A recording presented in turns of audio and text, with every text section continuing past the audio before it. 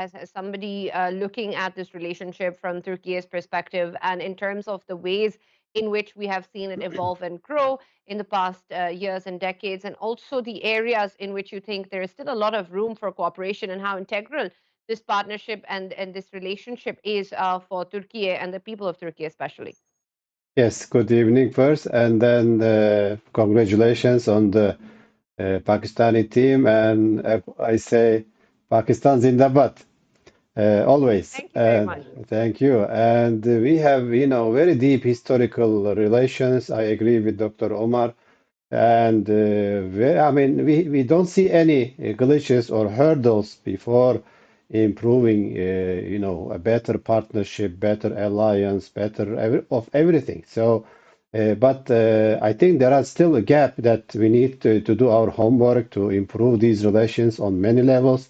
I think that on the security wise, the relations are going very well on the diplomatic and other, but it's not, I mean, international relations always say interest. If you build, your relations on mutual benefits, it is more sustainable. It is also stronger, and we have no reason to delay or kind of lag behind the desired level. We have, common culture. We cooperate on many grounds, and also there is a reception of Turkish people in Pakistan and Pakistani people in Turkey.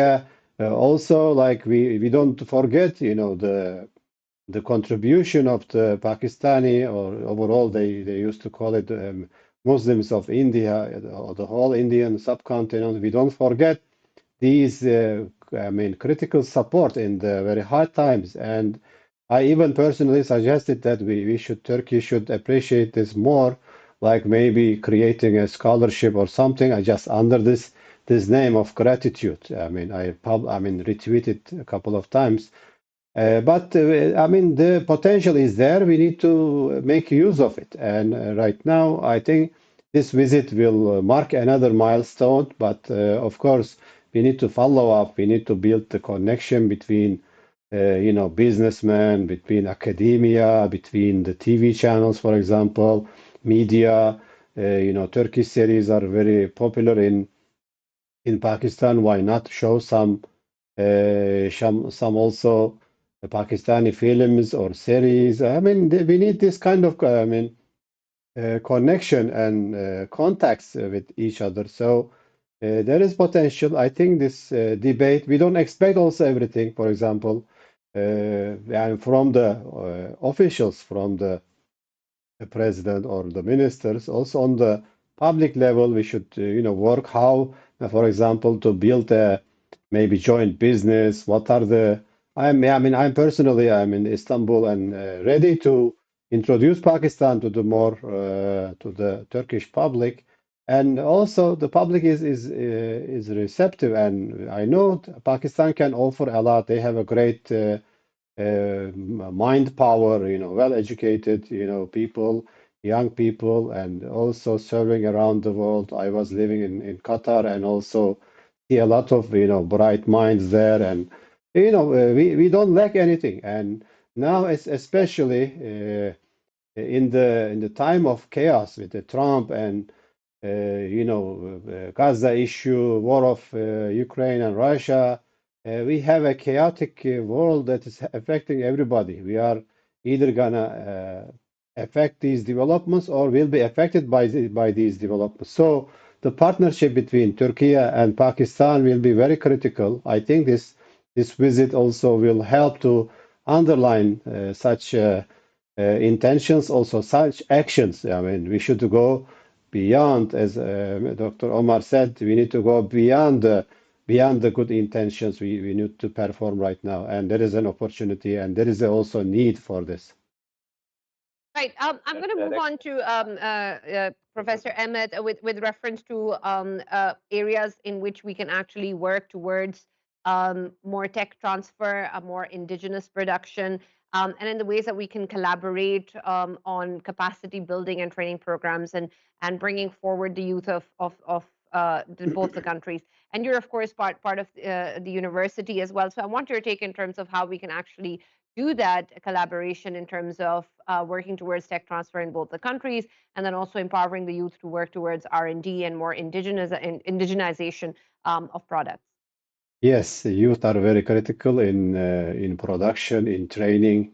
We need to train the youth for dual or maybe triple languages for English. But as I always recommend to my students, to learn Urdu. I said, you don't know you underestimate the power of Urdu language. It's our language, as our guest said. We are becoming like the other. We are the same. We are the same people. And I was in a match, in a football match, and because also there is a sports today. Three kids were sitting in front of me. I took their picture and shared it with their permission, of course.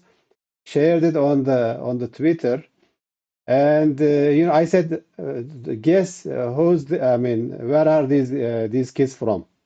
And everybody said from Turkey or Uzbekistan or Turkish, countries. No, I said they are our brothers from Pakistan. They are little brothers because we look like each other. Even though some are dark color, we have also light and dark color, but the color doesn't matter. It's the essence and the brotherhood that Islam ties together. So we are one, and we are, I mean, getting to know each other better. This is also very good, and we need to fill the gap very quickly. We are living in the age of globalization, internet, social media, everything. People know each other. The communication is very fast, and we should not delay. We should, especially, we should prepare the young generation. Today we have a language gap. Even with the Arab world, I'm saying the same thing. The next generation should not have this problem. They should either speak Turkish or English or Arabic, Urdu, and everything. So after English, I said you need to learn one Eastern language and Urdu, Arabic, and some other sometime. But I mentioned Urdu and Arabic as the strongest alternative language after English.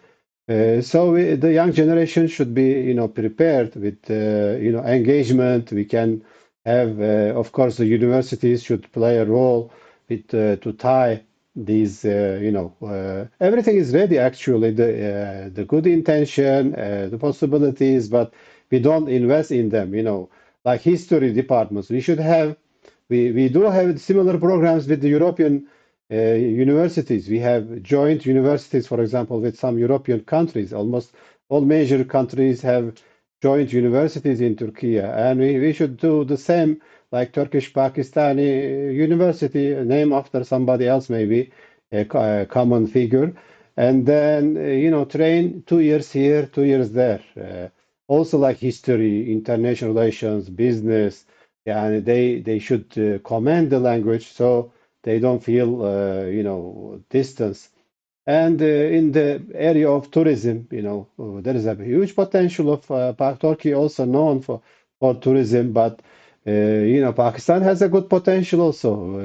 Should inform the Turkish public. Also, Turkish people, they like to travel. They go to Europe, Egypt, or other places, even sometime Africa, and or even Latin America. Why they should go to Pakistan and explore or discover many good places. And I know the hospitality is there, and academic field, military, security wise, economic ties should be a lot more. Right. Thank you very Yes. much, Professor Ahmed, for Mhm. joining us. And thank you very much, Umar Kareem, for joining us. Unfortunately, we don't have time anymore, but thank you, everyone, Farouk and Faisal, for joining us in the debate.